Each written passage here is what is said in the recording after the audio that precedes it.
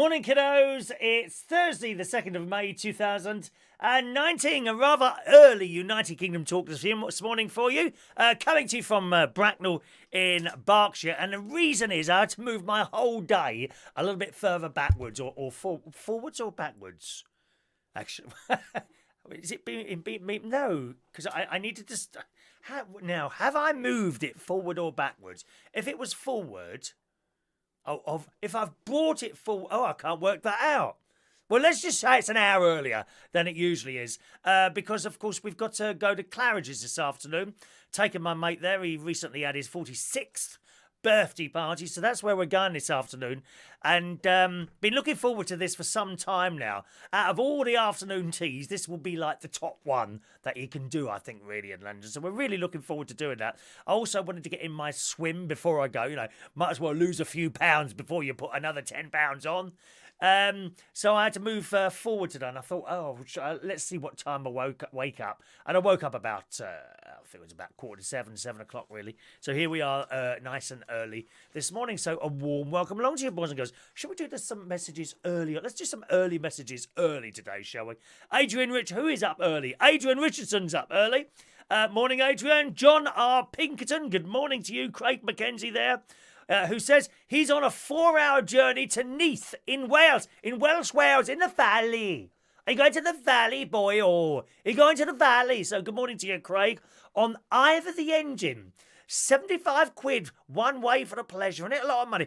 Was there a music to Ivor the Engine? Ivor the Engine. And what was the other one? Thomas the Tank Engine. Someone said there's a theme park with Thomas the Tank Engine. Is that? That's what I meant to tell you about the other day. There's going to be an ITV theme park. Let me see if I can. Theme park opening, I believe 2021 or something like that. There it is. Plans have been unveiled for let's have a here we go. I've got to read. I meant to read this to you the other day.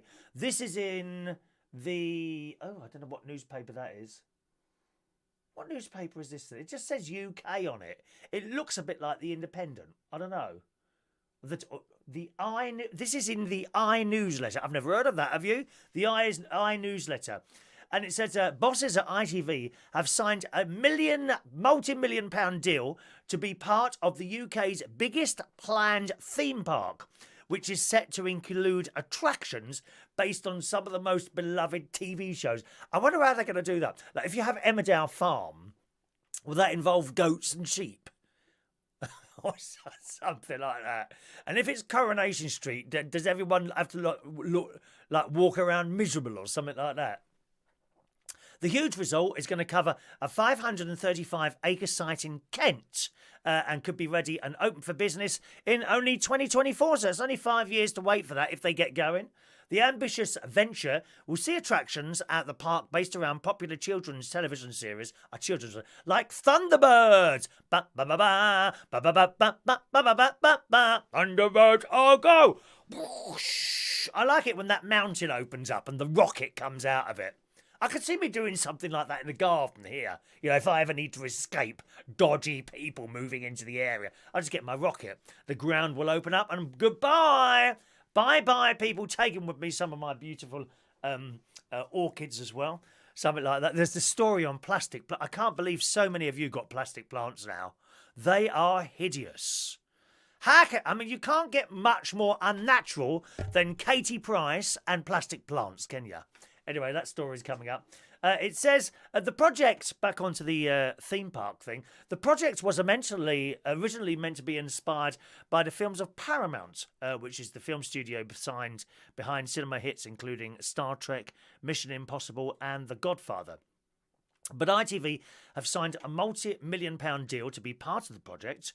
ITV Studios Executive Vice President Steve Green said yesterday, "We are thrilled to be on board with this world-class project." So what else will there be there?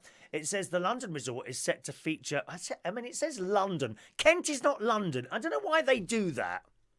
There's so many places around... It's like Gatwick, London. It's not in London. It's not in London. Stansted, London Stansted. No, it's not in London, dear. Stansted is in Essex. Gatwick is in Surrey. Why do they say London? So it says London Resort, but it's not. It's Kent. The Kent Resort is said to feature 50 rides and attractions based on a range of film and TV show favourites, featuring also 3,500 hotel rooms. Although I would imagine they'd be very expensive. As you know, my niece, was it my niece or my nephew? My nephew and his family recently went to Legoland in London. Astronomical fee to stay at the hotel. Very nice. Very nice, all themed, lovely carpets and all that, very clean. But my God, they're expensive. It always is when you stay at the sort of hotel kind of on site, isn't it? It's the same with Disney. You know, you stay at the hotels on site, especially the Castle Hotel. You know, the one that's like, is it Cinderella's or Snow White's castle? I'm never sure. I think it's Cinderella's castle. You stay there, it costs an absolute fortune.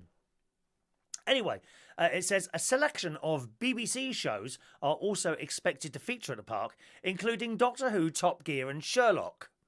So there will be a range of indoor entertainment on offer, including cinemas and nightclubs, alongside exhibitions, conference and event spaces. The venture could create more than 30,000 jobs. So that's good, isn't it? Perhaps I could get a job there. What do you reckon? Huh? I could get a job there as one of the monsters, couldn't I? I think there's a few of you that could be some of the monsters, including the delightful Adrian Richardson. Good morning to you, Adrian. Will there be an Ivor the Engine thing, though, Craig? That's the question. I'm sure there's a Thomas the Tank Engine theme park somewhere. What was the music that I remember? Ivor the Engine. That was the 5-minute programme. It was one of those 5-minute programmes, wasn't it? Just before the BBC News back in the 70s and 80s, yeah. Ivor the Engine. Used to love it. Morning to Christopher Ireland. Very early start today. Good morning, Christopher. Diane Jebb, hello to you. Morning to Rob Shaggy Kershaw, who says he's looking forward to the new series of EasyJet Inside. I don't know about this. The cockpit tonight on ITV. I know from past lives, EasyJet is your favourite airline. I beg your pardon, dear. I don't think I've been on an EasyJet. I don't think I've been on an EasyJet at all. I've been on a Ryanair once. Never again. Ghastly. Ghastly. But I don't think I've ever been on an EasyJet. But I do quite like that particular type of reality show. There was an EasyJet programme on some years ago, maybe 5 to 10 years ago, with that Queen who used to live in Hemel Hempstead. He used to come in a pub I used to DJ at. You know that the gay one? I can't remember what he was named. Oh, he was so full of it, weren't he? Walking around with his little orange anorak on, dear. Good morning to Christina Ewing. Good morning. Have you on in the car? Good morning. I hope you're not watching as well as driving at the same time. The Uber drivers do that in London. Please turn the screen upside down so you can't see me, my darling. All right. Just passing Antwerp in Belgium after being stuck in traffic for 2.5 hours. Oh my God, what, at 6 o'clock in the morning? That's awful. Awful. I do hate traffic. I have to do that twice a week. I used to do it like 5 times a week. I couldn't go back to doing that now, I don't think. Adrian, what time are we meeting at Claridge's? I don't know what to wear. I don't think I'll be inviting you, Adrian, dear. Just me and my friend, dear. You know, I've got only 2 pairs of trousers. I've got jeans. But I have a feeling we're going to need trousers. I've got 2 pairs of trousers. And for 2 weeks, I've been meaning to try them on to see if they fit or not. Still haven't done it. Oh dear. But then I've built in enough time that if they don't fit, I can just go down to Moss Bros and get a pair down there. I'm not going to put tight trousers on. It's just awful. You know, trying to enjoy time out and having like a waist which is painful to do up. My trousers that I bought while I was doing the Slimming World, they won't fit anymore, I'm afraid. No, we've gone beyond those, but we haven't gone up to the size 38 waist. So I'm hoping that I don't go up that far. All right. Good morning to Ian Days. Good morning, Ian, Sarah, and all the pugs over there on YouTube. Good morning to you. Mark's there. Mark's off to the holy city of Rome today for 4 days for a wedding. Oh, you lucky thing, Mark. You must go to the Vatican. Get there early. Don't be wandering up there at 10 o'clock in the morning. There'll be a queue a mile long. You need to get to the Vatican, I think, about 8 o'clock. Get right at the front of that queue and you'll go straight in. No talking in the Vatican. Let me warn you, Mark, don't wear shorts. They won't let you in. You need to have a pair of trousers on. I think you need to have sleeves on as well. I can't remember if a t-shirt is suitable. I can't remember, actually, but you need to be respectfully dressed in the Vatican and don't speak loudly. Someone will someone in a dark suit, well, I'm serious, someone in a dark suit will come over and tell you to shut up if you start talking loudly in the Vatican. Actually, in, St. Peter's Basilica over there, okay? Christopher, have you heard Roger Moore has just died? No, he hasn't, Christopher. Check the date. You're another one of those sheep, aren't you, Christopher? You've seen someone post that and you've started reposting it. Check the date. 2 years ago, dear. Pay full attention. No one reads these dates anymore. Do you know, you're very lucky I haven't spotted you doing that, because I took 3 people off the fence list yesterday. Reposting Roger Moore has died. No, he hasn't. 2 years ago. I haven't got time for stupidity, Christopher. So there we are. Morning to Tommy Flynn. Morning, Tommy. All right. Good morning to Mike. Let's go on to the other side there, because certain people's messages don't appear on there for some reason. Let's have a look there. I've got everyone there this morning. Oh, there we are. I knew it. There's Mike Reese-Ponto. Good morning, Mike. Mike, whose messages for some unexplained reason do not come up on the chat message screen in front of me. We can't work out why that is. Mike's, good morning to Michelle White. Morning, Michelle. All right, love. Mark says we'll have a queue jump for the Colosseum. I don't think I went to the Colosseum. Can't remember going to the Colosseum, to be honest. No, but there's the most beautiful fountain. You must go and see the fountain. Oh, there's so much to do in Rome, Mark. There really is. There really, really is. You'll love it there, okay? Good morning to Claire. Morning, Claire, who's been to Slimming World, has been a Slimming World member exactly 1 year now. And congratulations, she kept it off, Claire. I kept mine off for like 9 months, I think it was, and it started going up again. He's a Target member. I've got my Target member badge downstairs, Claire, but I'm not allowed to wear it anymore. I need special permission. I can't get the permission anymore. Can't do it. All right. I was very pleased with myself yesterday, actually. I paid 2 large bills that have been sitting here for a while. So I paid 2 large bills. Managed to switch my energy provider. I've started the process of doing that. As you know, I've been with Outfox the Market. The customer service is absolutely dismal. It took me 3 months to get a refund. I was £200 in credit. Eventually, I got it in the end, and I decided at that point, no, I'm not staying with them now. And I have started to switch, and the cheapest energy provider I managed to find for me was Shell Energy, Shell. And also, that sounds like a big company as well, doesn't it? So I might be better off with those. So Shell Energy, I've commenced my switching process. You should always, boys and girls, always, every year, when your contract comes up with your electricity people and the gas people, go on uswitch.com or Money Energy or Martin's Money thing, you know, that Martin bloke that's on ITV. Go on there and switch your energy. If you've never done it before, you are in for some big savings. You really are. And every year, when your contract comes towards the end, within, I think it's 30 days or 59 days, something like that, you go online and you start looking around for the next cheapest one. Okay? You must do it every year. You get nothing for loyalty. There is also a company now who, if you sign up with them, they will switch you automatically. I don't know how it all works, but you just sign up with them and you switch automatically to the cheapest deal that they have at any given time. The only thing with that one is it doesn't have all the deals on it, only certain ones. Okay, so they could switch you, and there might be someone cheaper out there that you could have switched to on your own. But if you're not happy with doing it, then just sign up to them and they do it all for you. But you must do that every year. Don't be one of those people, and unfortunately, my aunt's one of them. When you say to them, you need to switch that, oh, well, I'm kind of happy with the ones I've got now. It makes no difference. Honestly, electricity is electricity. Don't matter where it comes from. If you've got really bad customer services, like I had at Outfoxter Market, then I wouldn't advise switching to someone like that. You know, do a little search around. And people are always on the internet now telling you where they've had bad customer services and what have you. So, Shell Energy, here I come, okay? Adrian says, don't forget you cannot switch from 56-day gas lecky companies. You cannot. I thought you said you can.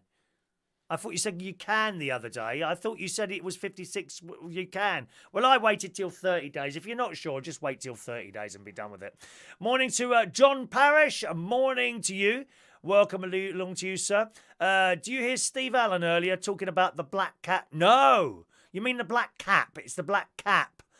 He knew a lot of the drag queens, some dead, some alcoholics. I was waiting for him to mention you, dear. Well, I'm not a drag queen, am I, John? I'm not a drag queen. I don't listen to Steve Allen that early in the morning. My God, I can't be up that early, dear. Christina, great cafe at the end of the park by the Colosseum. There you go. Christina's helping you out there, Mark. No baseball caps in the Vatican, okay? No, he doesn't wear one of those anyway. Awful. You have to pay for the Vatican. I don't know if you do or not. You have to pay for the museum. Do you have to pay to get into the church? I don't think you do have to pay to get into the church. I'm sure you don't there. All right? Mike says I switched my mother-in-law's energy and she's saved about £50 a month. You see? She probably sounds like one of those people that never switched. It really is worth. Every year you must go on and try and... Adrian says you can switch from 56 days. Right. Yeah, you see, you confused me then by incorrect information. You must type that more carefully, dear. All right, my love. Camden Town is where the black cap is. That is correct. Black cap in Camden Town. Good. So yesterday, after the show yesterday, I went down to the church I play the organ at. I had a little bit of a practice in there. Found some things I didn't know about on the organ. There's a couple of red buttons, and when you pull them down, it's like quite loud. So I found that yesterday. Went to swimming after playing the organ. I was the only one in the church. No one in there. Yeah, I did nice and loud, powerful way. Oh yes, dear. Must have it nice and loud. After that, I went down the swimming pool. There was only 2 of us in the swimming pool. That might be because I got there so late. I didn't get there till about 1:30, 1:45 down the pool. Maybe that's a better time to go. But you see, usually around about 2 o'clock, I like to be having my lunch by then. Otherwise, it starts really eating into your day. So came back here. Had a bit of lunch, had a sleep, and then I went over to my mate's house, and we went to the cinema last night to watch a film that I've been waiting to watch, and it's it's almost finished now, so you've got to get in quickly. Dame Judi Dench in Red Joan. That was it, Red Joan. And in the past, when she was younger, she was a spy. But she wasn't really a spy. It's all about the nuclear bomb that we made here. And Red Joan is supposed to have handed our bomb plans, you know, how to make it, over to the Russians, because she thought if we were the only ones with bombs, or the Americans were the only one with bombs, then there would be lots of them going off.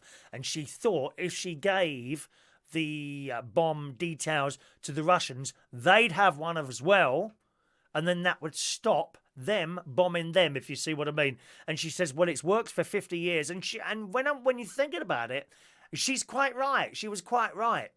You know, we haven't had a war for years and years and years. Certainly, I'd say we haven't had a war. Certainly not between nuclear powers.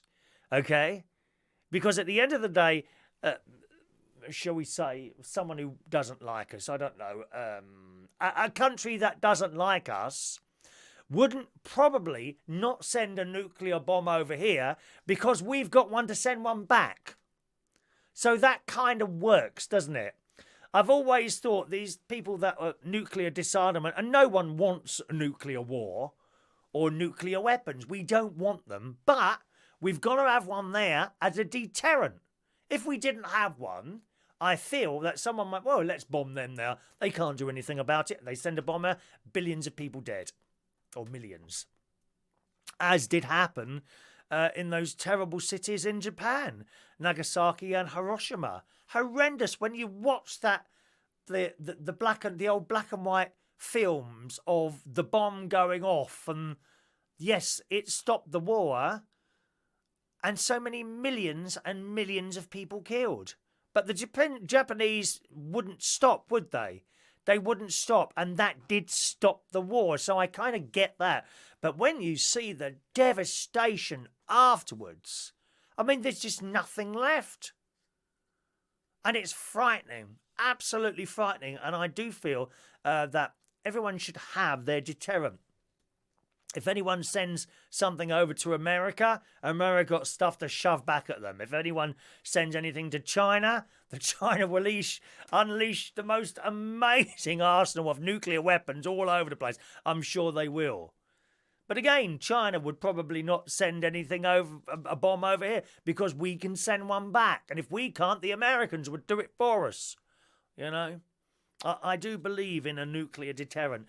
And when is it old Corbyn, you know, oh, we need to get rid of the bomb and all that. No, I don't go along with that. Then we'd have nothing. We'd have nothing, would we? So it's a good film. The idea was, as I say, she gave them the stuff so that they'd have a bomb as well, so that would stop other people dying. She just wanted to protect life. She didn't consider herself a traitor or anything like that to her country. She said, I love my country. It's a great film. Please go and see it. Red Joan, it's called. And you can watch that at the cinema now, but you have to be quick. They've already moved it into the little cinema. We went to Winnersh, which is just down the road. My mate was very ill yesterday, actually. We got the wheelchair out, and I'm kind of pushing him along in the wheelchair. Terrible. He gets very, very breathless. Very, very breathless. Sometimes he's perfectly all right. Other times he's like really like a crippled old man. So we went there and loaded the thing into the car and what have you, and he had a bit of a funny turn, I think, before I got to his house. But we watched the film, and it was good. I had an ice cream. He felt really... We had to stop the car eventually because he was being a little bit sick, and we're not quite sure why. Something wrong with his tummy, maybe. He ate something, and the breathing, and the bad... He's got a lot wrong with him, my mate. Sometimes he's all right, so I'm hoping that he's going to be all right to come out this afternoon, actually, when we go to Claridge's, hopefully a little bit later. But I said to him, you know, if you can't go, you can't go. That's all there is to it. I said last night, you know, on the way to the cinema after we had to stop, I said, look, we can just go home. He said, no, we'll go and watch the film. So we did do. It was packed in the cinema last night. Absolutely, I couldn't believe it. We had trouble finding a parking space. It absolutely packed. It's like one of those multiplex cinemas with half a dozen, or no, loads of screens in there. My God, I think they were all going in to see the new some last film in a series of films, possibly the Avengers or Superman or something like that. Absolutely packed in there. The lady on the till was telling us that they were showing the film on 11 of their screens at one point, all at the same time. People can't get enough of it. So it just shows you, you know, if cinemas get it right, then they can be busy. This particular cinema in Winnersh, they've got really comfortable seats, not just the expensive ones. They've all got the buttons where you can go back and forward and your legs come up and they go down. Very, very comfortable, really. Nice, so that's what we watched. Red Joan last night. Came back. I was going to go over Ron's house. We're going to sit there. And I went to M&S, like part of the BP garage, and I bought a pizza and a little bit of garlic bread. But in the end, he just wanted to go to bed. So I came back here and had it on my own. How sad is that? Actually, to be honest, if I thought he didn't want me to come in, if I thought he was going to go to bed, I wouldn't have bought the pizza. I would have come back and cooked something out of the fridge or something like that. Then I watched this OAP programme on the telly, which is hilarious. ITV it is. It's about when OAPs try out modern things. I think I mentioned it as well already in one of the previous shows we've done. What's her name's in it from EastEnders? The one who's 92 years old. Dot Cotton's in it from EastEnders. And John Sergant, he's funny. Is John Sergant the brother of that comedian lady, the big lady whose name is gone? Because he talks the same. Can't remember her name. She's a big lady, but she's very funny, very dry sense of humour. Is John... Do you know who I mean? Is John Sergant her brother by any chance? Because he talks exactly the same as she does. It suddenly occurred to me last night. Anyway, on this OAP programme, they had an electric car as well, which they couldn't get on with, and they ran out of electricity. Oh dear. Very, very funny. Right, let's just scroll up there a little bit. Christina, do not worry. Texting while taking a necessary stop. Good girl, good girl. Have a nice day in the Netherlands soon, then Germany. She's going, the Chris Reardon Show is being broadcast all across Europe. How fantastic is that? Oh, wow. Excellent. Mark's looking forward to his flight going over the Swiss Alps. Depends how cloudy it is, whether you see them or not, but it is a nice little journey there. Okay. John Aitken, good morning. My neighbour saw Red Joan last week and said it was really good. It is. And the end of it's fantastic as well. It's got a nice ending. And I think a good ending as well. You know, that's how it should have ended for her. I won't say what happened, though. Won't say what happened. All right. Can I do your show early tomorrow, as he's got a hospital appointment? Depends what time I get up, mate. You'll have to see about that, Adrian. All right. Thank you. Adrian says, I hope you guys have a good time. Yes, we're looking forward to that. John, The Avengers is the biggest gross. I think it was the Avengers last night, actually. The car park was absolutely full of people going to watch The Avengers. I knew it was something like that. Yeah, you're probably right. Jo Brand, thank you, John. Is John Sergant Jo Brand's brother by any chance? Is that the case? Because he talks and his mannerisms are almost identical. I love Jo Brand. She is hilarious. Do you remember that hospital programme she was in? She was working in like this hospital ward, and it was like she couldn't give a toss about anything. She was nice, but in such a laid-back way. I love Jo Brand. So there we are. Michelle White. Good morning, Michelle. It's very comfy. We'll message Ronnie. Thank you, Michelle. Yeah, it is a nice cinema. I had a Ben and Jerry's little ice cream while I was in there as well. Ronnie didn't want anything to eat at all, which I was pleased about because I saved money then. You see, why spend money when you don't have to? Morning to Martin Edwards. Good morning, Martin. Joan Brown. I don't know if that's her brother. Not Joan Brown, no. Jo Brand. Jo Brand. Is it her brother? Someone perhaps can look that up. John doesn't think they're related, so there we are. Let's have a look. Let's just go back a little bit there. Claire says your yellow flowers are definitely laburnum. Don't eat them, they are poisonous. Yes, that's the ones I showed you on the video yesterday, wasn't it? So thank you for that. Let's just go up there. I can't go up there. Real Nurse, where I think I've gone a little bit too far to be able to go back now. I'm not quite sure what I've done that there. Okay, let's see that. Adam, morning, Adam. The Chris Reardon research team has looked up Jo Brand and John Sergant, and they are not related. John Parrish says they're not related. Thank you very much. So there we are. They're not related, but they are very, very similar, aren't they? Those two, they really are. Good morning to Joseph McDonald joining us for our little show this morning. Good morning, Joseph. Before I forget, we've done that there, haven't we? Okay. Right. Thank you, Joseph. Nice to see you as well. So that's the OAP programme. And then I watched Trust Me, which is on BBC One Colour. That's about this bloke he was in the army, but that's kind of neither here nor there. He was in the army, and he's in the hospital. He's got a broken back, I think. But the hospital, there's people going in there killing patients with injections and things like that. It's very, very good.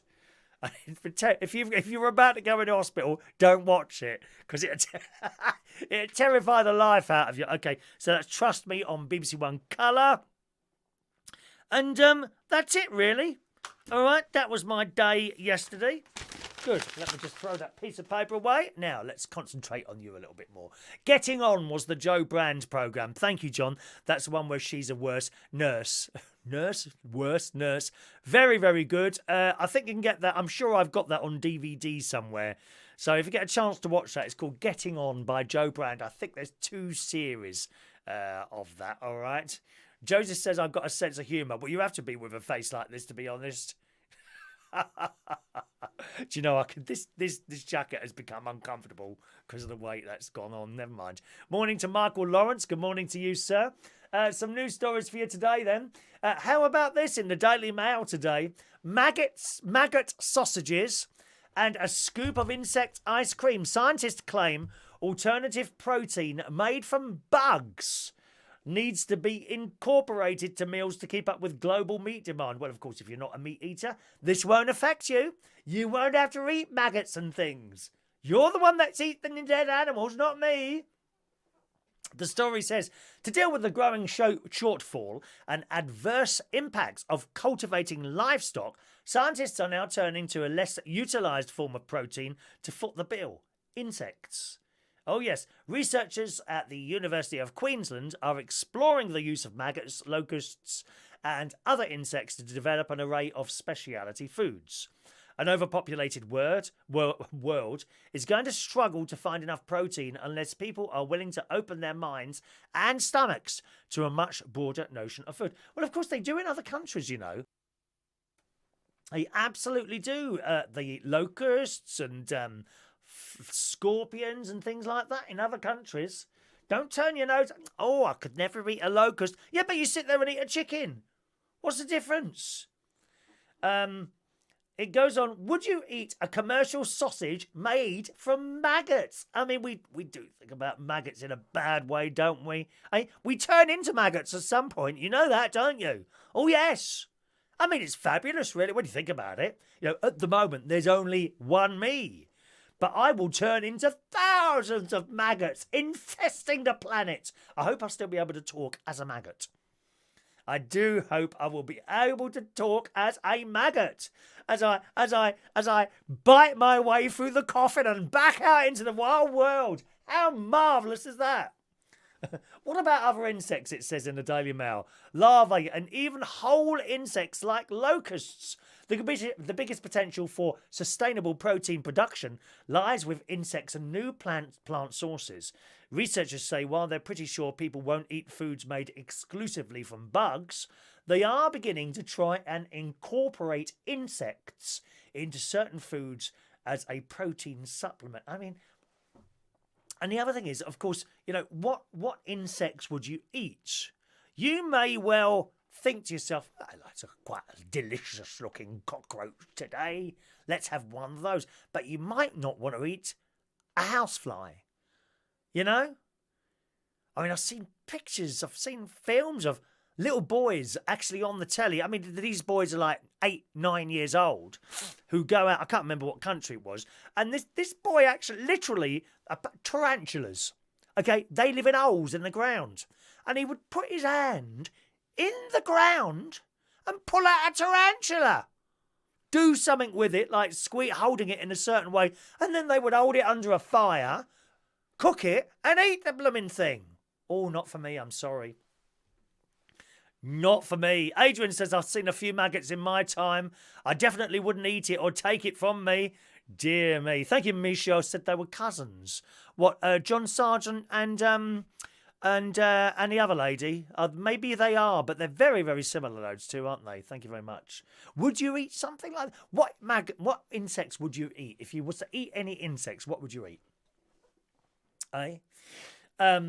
It says, among the cutting-edge treats are insect ice cream and certain chicken products made from the black soldier fly, the latter of which could help mitigate the environmental effects on the world's voracious chicken consumption. I mean, chickens have a bad time, don't they? Oh, my God. Millions of them being eaten every minute, dear. In 2009, the global chicken population was estimated to have grown to 50 billion. 50 billion chickens. Chopped up for your stomachs. Poultry is a massive industry worldwide, and the industry is under pressure to find alternative proteins that are more sustainable. As the human population grows, the world has begun to take stock of its most important resources, including food. So you could all be eating insects. I bet they won't tell you. Yeah, just put it in as some sort of ingredient, because there's all you when you read ingredients on there, monosodium, this, that, and the other. You don't. What is that? We don't know what that is. No idea what that is. I think there's a red colour. Cochineal, isn't that made out of crushed beetles? Cochineal. Is that crushed beetles? We're probably eating insects now. Well, you are. I'm not. Probably eating them now. Eh? When you do your dinner later, when you put your sausage into the oven, why not catch a few flies and sprinkle them over the top as well? That'd be nice, wouldn't it? I noticed that no one is telling me that they would eat insects. How awful. No insects for me either, I'm afraid. No insects for me. So that's the insect story. Dave Moses, good morning to you, Dave, who says, reminds me of Freddie Starr when he used to chuck maggots all over his audience. Horrible, did he really? Wasn't it Freddie Starr who pretended to eat a fish? Was that him? He had a fish bowl and he got this sliver of carrot and he said, well, like that. He went, like that. I think that might have been Candid Camera. There was a programme on once called Candid Camera, years and years ago now, and they would go out and do things to fool people into thinking. I think it was a similar thing to well, actually, no, it wasn't similar. I was going to say it was similar to that Jeremy Beadle thing that he had on, where we would get people to send in videos. No, there would actually be a crew going out and doing it professionally, you know. Good morning to David Bailey. Good morning, David, who says it all depends on what chickens you like. I like them all, dear. Every last one of them. We do like a chicken. All right, Dave. What else have we got here this morning? Facebook dating. That's coming soon. Oh, yes. Are you on a dating app? 10, 20 dating apps? I don't think mine work. I don't ever get any messages. I don't know why that is. Any idea why that was? John says it wasn't maggots. It was rice that Freddie threw. I've seen him live. Yeah, but people would have thought they were maggots, wouldn't they? See? I'd love to see their faces. There's nothing better than seeing a crowd terrified, is there? I love it when you're on a plane. I mean, Mark, you'll probably get this on your EasyJet here. When suddenly there's a little bit of a bump. Or even worse, the whole thing starts shaking and people are screaming and shouting, "Oh, I'm going to die." You must practice that, Mark. You must be the loudest person on the plane screaming, "Oh my God, we're all going to die," as the plane shudders in a tiny little bit of turbulence. Joseph says, I've always said you have to try anything once, so I probably would eat insects. Well, I mean, the thing is, I gather the world is getting a bit short of insects now as well. And we've mentioned a few times before, I remember when I first got a car in the 1980s, and if you did any sort of distance, not massive distance, 10, 20 miles on a motorway, by the end of your journey, your windscreen would be covered in insects, absolutely covered in them. Now, you just don't see them. I do, whenever I go to work, I do a minimum of 30 miles. On a Friday night, if I'm coming from Lincolnshire, then I'll do 140 miles all the way back. And of course, 140 miles going up there. And I don't have to clean the windscreen at the end of the journey. There's just no dead insects now. Now, are there less insects around? Which would be a lot less, incidentally. How can you go a whole journey where there's like not a single insect dead on your windscreen? Or is it just possible that the insects have learnt and evolved to avoid the roads? Do you think that's possible? You see all sorts in there. Dead flies, green flies, wasps, occasionally the occasional bee. And there it would be squashed. Squashed on your windscreen. Moths, everything. Don't see any now. So I don't see where they're going to find all the insects, or maybe they'll start making them, won't they? They'll have big factories where they make insects for us to eat. How awful. Not for my cup of tea. Anyway, this dating app. Yes, in the Sun this morning, Facebook is adding a new secret crushes feature. So you'll be able to see which of your friends might be romantically interested in you. Isn't that interesting, Adrian? Do you think you'll get many secret crushes? What do you think? The social media giant has launched a Facebook dating thing in 19 countries so far, and the secret crush section is just a small part of this service. Users will be able to express their interest in up to 9 friends when they use this feature. If any of those selected friends, it says in the Sun, have opted into Facebook dating and appear to like you back, then they will get a notification saying someone likes them. Oh, someone likes me. Oh, wow. I bet the kids are going to love this, aren't they? It's bad enough now. Oh, wow, look, I uploaded this photo and I've got 23 likes. How sad is that?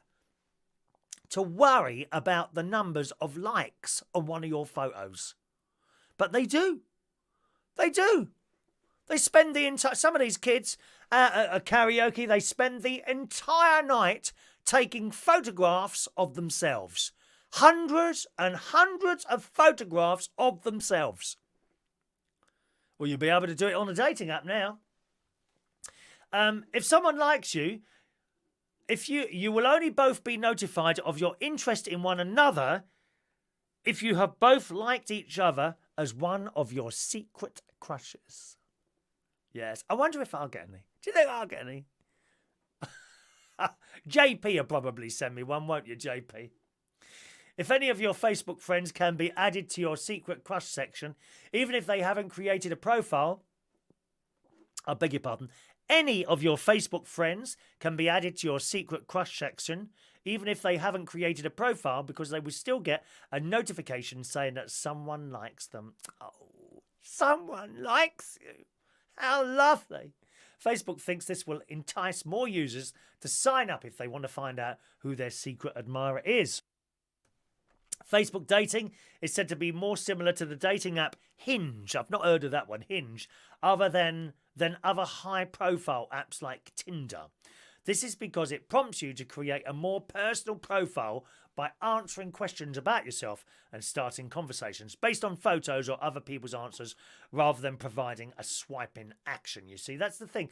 Most of these dating apps, they're all the same. You know, you see a picture, do you like them or not? No, flick over. You know, I don't see how you can possibly have a successful relationship by the looks alone. You've got to get into more of it. You know, you've got to be... I've never, unfortunately, found my soulmate.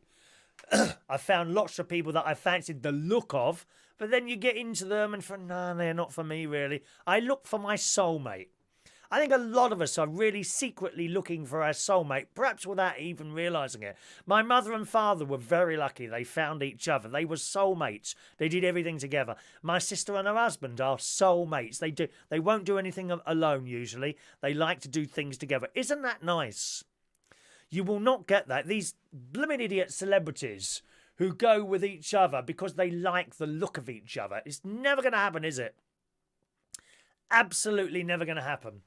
Some messages. Where are we? Good morning, Joanna. Hello, Joanna. Good news, Joanna. You haven't missed me singing yet. I haven't sung on the show yet at all. So you haven't missed anything. All right. Morning to Peter Lake, who says it's a beautiful day in Woodall Spa. The sun is shining. We're going to have a warm day today. He's going to do some house cleaning. Tidied up his bedroom as well. There's a good lad. He likes the jacket. Thank you very much, Peter. He likes the jacket, okay? Maureen is there. Very good morning to Maureen this morning. You and Ronnie have a great day. Thank you very much, Maureen. Very kind of you. Peter says, I am your secret crush. No, you can't be, Peter, because it's supposed to be a secret, and now you've told me.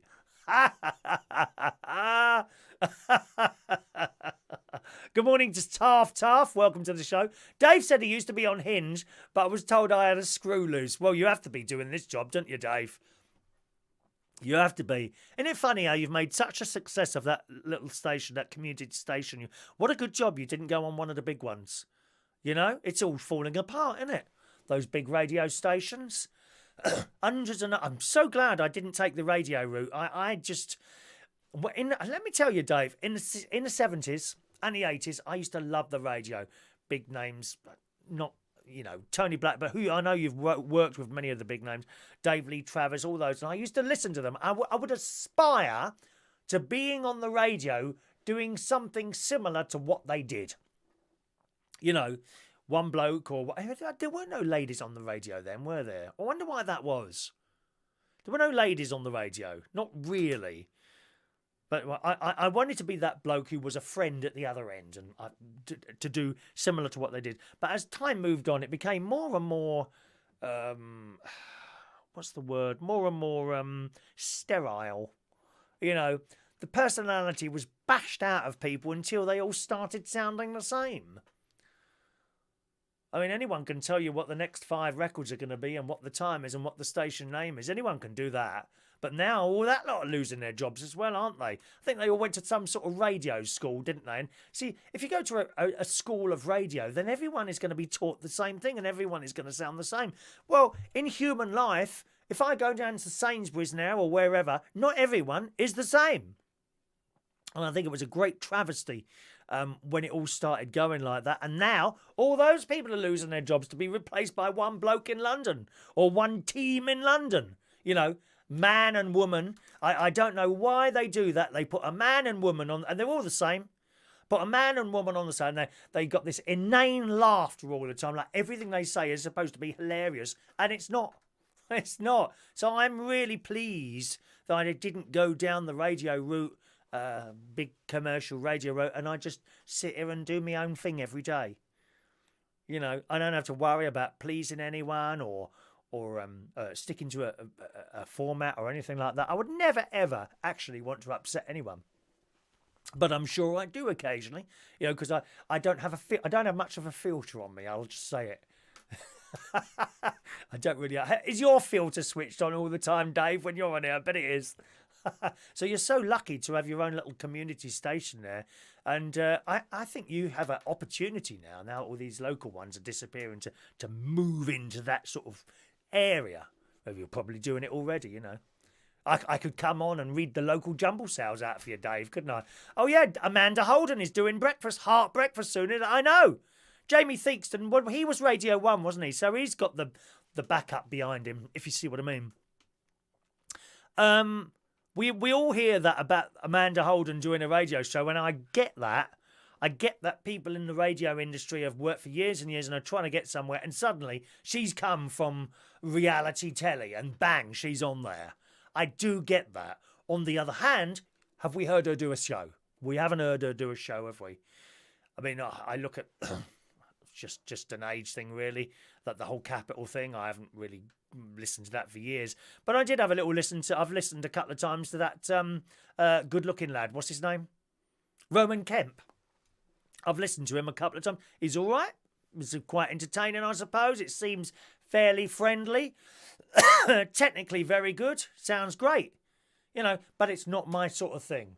He's got other people on there, a woman who screeches all the time and another bloke on there who just keeps laughing all the time. And it's not for me. I like one person doing the show because then they're talking to me. They are talking to me. I've listened to Simon Mayo a couple of times on Scala Radio. That's all right. That's an interesting station, Scala. Advertised as a classical music station, which of course it is. But don't think it's going to sound anything like Radio 3 or Classic FM. They play the score to films and even games music. Because there's some good games music around, isn't there? And it's all on there. Really on there. And then they play like a classical version. There is I think it's a guitar version of Coldplay's Fix You. La la la la la la la la la la. And another one. Which was a dance hit a couple of years ago, which I can't remember. And they play all that, but classically-fied, if you see. Is that a word, classically-fied? Which is quite good. Michael Lawrence, do you listen to LBC? I used to, not so much anymore. I like Clive Ball. I like Nick Ferrari. I love Steve Allen. But I don't make a point of listening to it anymore, really. It became... I certainly don't listen to the lefties on there. James O'Brien, I can't bear him. Nick Abbott is all right until he starts going on and on about Brexit and Donald Trump all the time. He did a show a couple of weeks ago where I switched on, it would have been about 12 o'clock at night. He was talking about renewable energy and stuff like that, and I found that quite interesting. But he goes off on one about Brexit and Donald Trump, and once he starts doing that, then I've switched off to something else. So, yeah. John likes Toby Ansted on Heart. I work with him at Liberty Radio. Toby Ansted. He was a nice bloke. He was a lovely, but they had some awful woman on there on Liberty Radio. Can't remember her name now. Claire Ashford, I think her name was. She was bloody rude, and she was horrible. She was horrible to me one morning. She was really late one morning, half an hour late. So I was doing the overnight show, and I had to wait in for her. And she come in. She swanned in. She's okay. I'll take over now. Not a word of thanks or anything like that. Rude. And Toby and her just did not get on. And one would follow the other. She would have to leave the studio, right? Or I can't remember which way it was now. Whoever was there would have to leave the studio before the next one went in. That's absolutely true, that is. They wouldn't talk to each other. It was hilarious to watch it. But she was bloody horrible, Claire Ashford. Nasty, nasty woman. Never want to see her again, thank you very much. Tariff says people need some help for love. I need some help, Tariff. I really do. Don't know where it's going to come from. Thank you, Joseph, for saying that. It's very kind of you. Joseph, I made him laugh at the penny farthing. I hope I do make you laugh, Joseph. And if I don't make you laugh with my mouth, I have a very long finger which will come down these wires and start tickling the bottom of your feet. Be very careful. Oh, look who it is. Paul and Lou in Birmingham have managed to make it up from their beds. It's been 2 days since we last saw you. Do you just sleep now, Paul and Lou? Is that all you do now? You don't want to do that too much, dear. Long time dead. Long time dead. Michael Pullman. Good morning to Michael Pullman. You're right about Toby, though. He has stopped his morning show. He was very nice to me. We had a little bit of a laugh in the morning. If he was on the breakfast show after I'd done the overnight show, I used to pop into his studio and we'd have a little bit of a laugh. Yeah, he was a nice bloke. I got on with Toby. He was a nice man. And then, of course, he went on to Heart after that. The radio station I was working on, Liberty in London, I was doing overnight on there. And it got taken over by these religious people. And it was all very strange, really. It was all a bit odd, really. And eventually they got rid of most of us. So there we are. David Bailey, radio comedies on Radio 4 Extra on Saturday and Sunday mornings I enjoy. I would too as well, David. The trouble is what happens with me with the Radio 4 Radio 4 Extra stuff. I tend to turn it on and it's halfway through a programme, you know, and I miss it. So I need to be there. I think they start on the top of the hour, don't they? Are they all an hour long or are some of them half an hour long? Can't remember that now. All right, let's just scroll up on the other one to see if I haven't missed anyone out here. I want to see if Mike sent any more messages because his for some reason Mike's messages don't come up on there. Oh, there's Ray Reynolds. You see his message didn't come up there. Good morning, Ray Reynolds. Welcome to the show. I'm Ray Reynolds. Thank you, Ray. Anyone else there that we've missed out? No, everyone's there. Good. That's everyone. We're up on there. So radio comedies on, of course, Radio 4 Extra. They probably play some of the older ones on there, I would imagine, like Hancock's Half Hour. I've heard that. I had an LP record with Hancock's Half Hour on it, The Blood Donor. Very, very funny. You get a chance to listen to that. It might be on YouTube as well, so keep an eye on that. All right, we'll do one more story this morning. Where are we now? Which one is it now? Could you cope, this is in the Daily Mail again this morning, with buying no clothes for a year? I mean, I could, and I do. Sometimes I can go for a year or more without buying any clothes. I've got loads of shirts in there. I've got 3 pairs of trainers that are in boxes, which I bought in sales. So we wouldn't have to do that. But in the Daily Mail, it says, Were I listening to fashion experts right now, I'd be scouring the shops for new dresses in bold prints, brightly coloured tie-dye tops, or anything else in beige.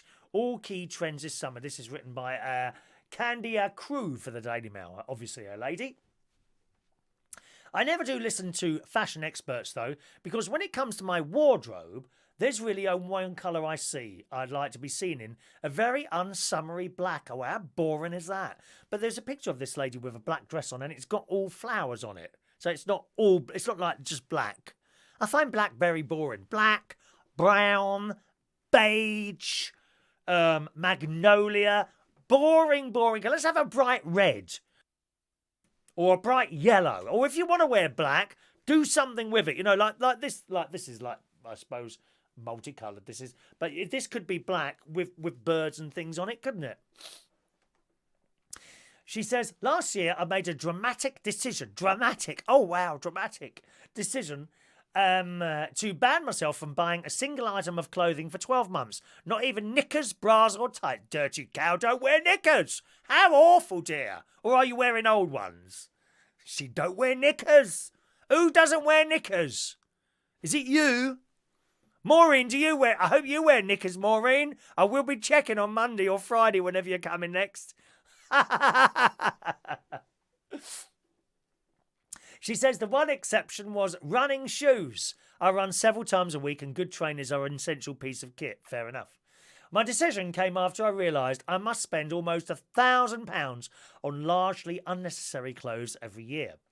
Almost everything in my Narnia-like wardrobe is black, with no fewer than 20 or so little black dresses. For years, I was in pursuit of the perfect LBD. What's an LBD? Oh, little black dress.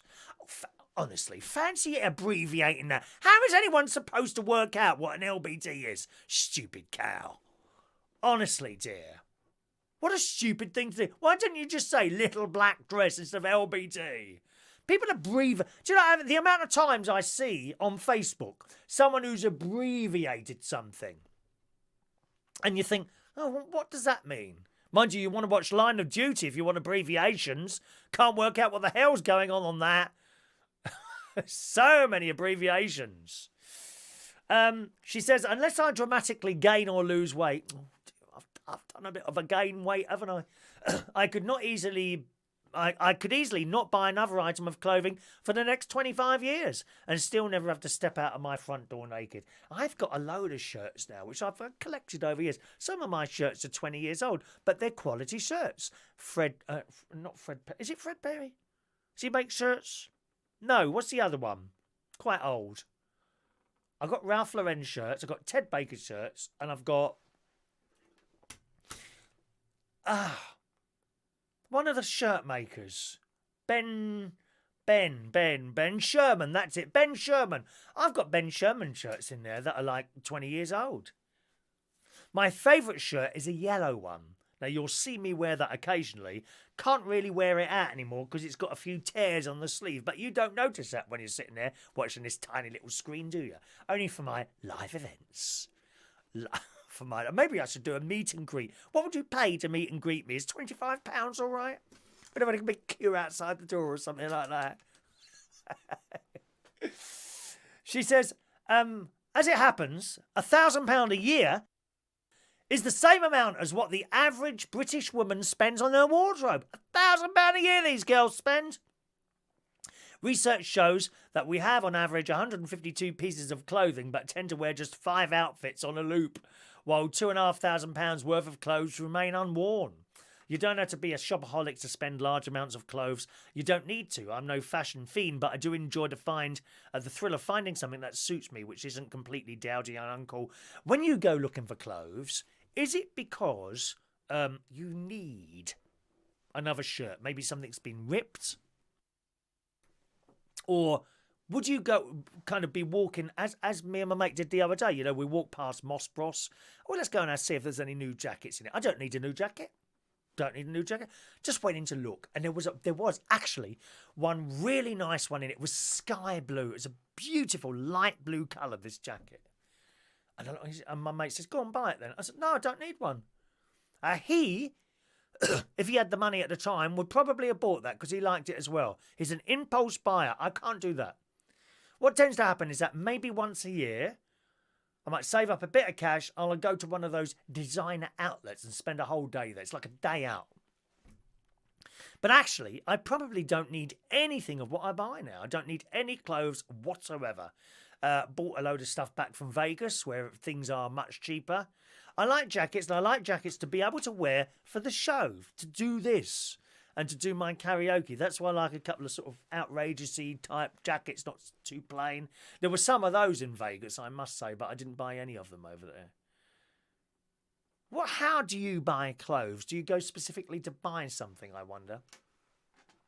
John says we have a clothes clear out every 6 months. If we haven't worn it for a while, it's going to a charity. So you keep buying more, do you, John? Wow, that's a lot, isn't it? Back to some of your messages here.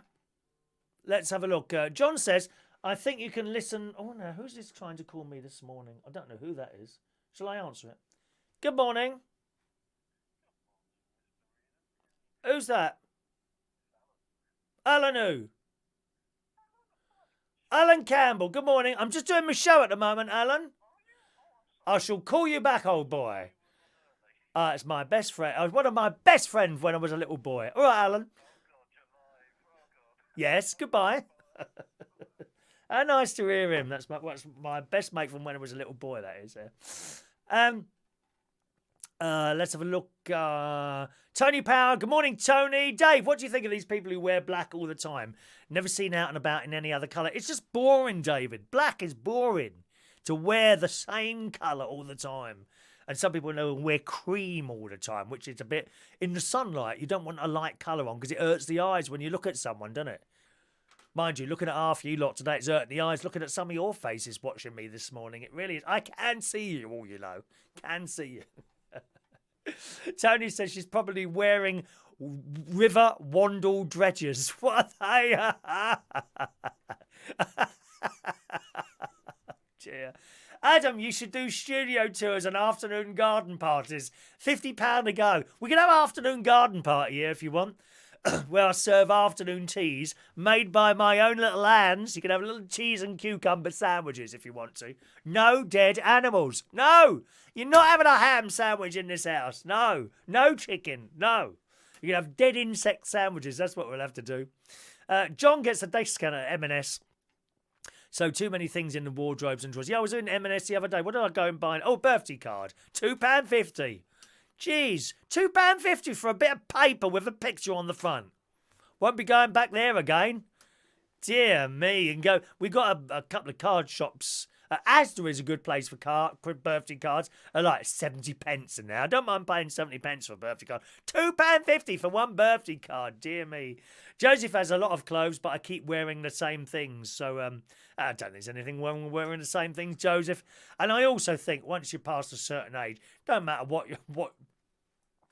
you wear, it's not going to help you getting to meet someone, is it? It don't matter. It don't make any difference. Once you've gone past a certain age, it's actually pointless losing weight or dressing yourself up before you go out. It don't move you any further towards anyone that you fancy. And it doesn't seem to attract anyone either. I am living proof of that. I say living, just holding on for dear life here, dear. Holding on for life. Morning to Basti. Welcome to the show, Basti. John Parrish, pound shop for cards, 10p for 10 for a pound. Is that right, John? I didn't know that. There's Alan. That's my mate there, Alan. My best mate from school there, okay. Let's pop onto the other little message screen to check I haven't missed anyone out. I hate missing people out. There we are. And that's it. Good. That's all our messages done and bang up to date. So now it's time for today's birthdays. But I must say hello also to... Actually, he's not with us this morning. Dean Spears. I don't know if he watches the recording of this later, but Dean Spears, there's some very, very dodgy pictures of you being uploaded to Facebook, my friend. What is that you're wearing, dear? Some sort of leather harness type thing. God knows what you get up to. You lead a dark life, don't you? You really do. Didn't know you was into that sort of thing. Very strange people. Michael's, Chris, if you want birthday cards, go to John Lewis. You must be joking, man. If they're £2.50 in Marks and Spencer's, how much are they in John Lewis? Dear me, lots of money. Good morning to Jerry Cow, I think it is. Jerry Cow, a very good morning to you. John buys his cards from Cardwood. 99p for a big card. That's fair, Joe. That's fair, too. And good luck to Tony Power, who's got his first major release on his label. Comes out June the 1st with the lovely 3 Degrees. I've been... Sheila Ferguson, she's on that OAP programme, isn't she? I like her. On that OAP programme on ITV where they try different things out. You see her with the Amazon Alexa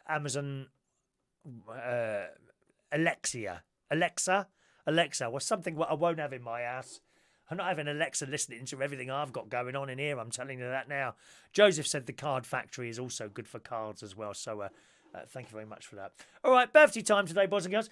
Pete Branch on this Thursday, the 2nd of May, 2019, is 45 years old. Good morning, Pete. Happy birthday to you. Nicolette Patch. It is a real person. Nicolette Patch is a singer. Nice person. Happy birthday to Nicolette this morning. Matt Richard Martin today is 34 years old. And Jimmy Burke is 44 years old. On this Thursday, gang, here we go. Happy birthday to you.